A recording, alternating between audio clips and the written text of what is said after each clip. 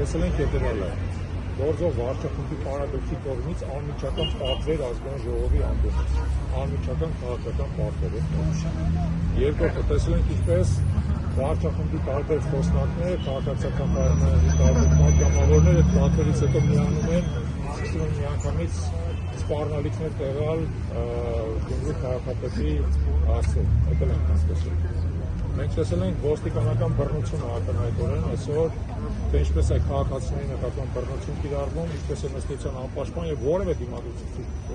քաղաքացիների նկատմամբ կիրառվում բռնություն, նրանց բերման են ենթարկում, փորձում են հիմա որոշ քաղաքացիների նկատմամբ քրեական գործեր հարուցել դիմադրության համար եւ այլն։ Եվ ես կարծում եմ, որ վարչախումբը այսպիսի գործողություններով փորձարկում է ընտրությունների նախապատրաստությունը։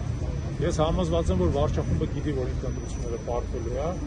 եւ փորձելու է ընտրությունների պարտությունը չեզոք հասնի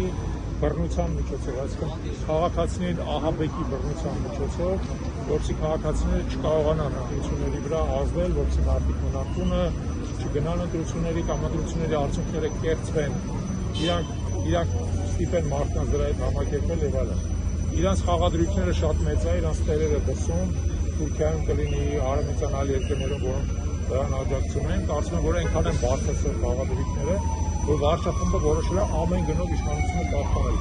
Եթե իրանց պետք լինի գնալ արնայողության, չեմ կասկածում, որ կգնան արնայողության, պետք լինի գնալ բռնության, չեմ կասկածում, որ կգնան բռնության, կեղծիքների ոնց որ այսօր են անում, չեմ կասկածում, որ գնան կեղծիքների։ Իդեպ ես ասեմ, որ այս բոլոր ձայնագրությունները եւ այլն, որ հայտնվում են, ասենք օրինակ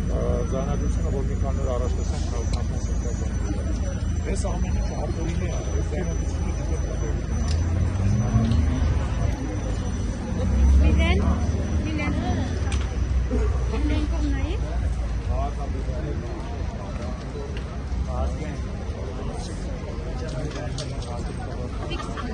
Պատանական շտաբով ժամանակ հատակորություն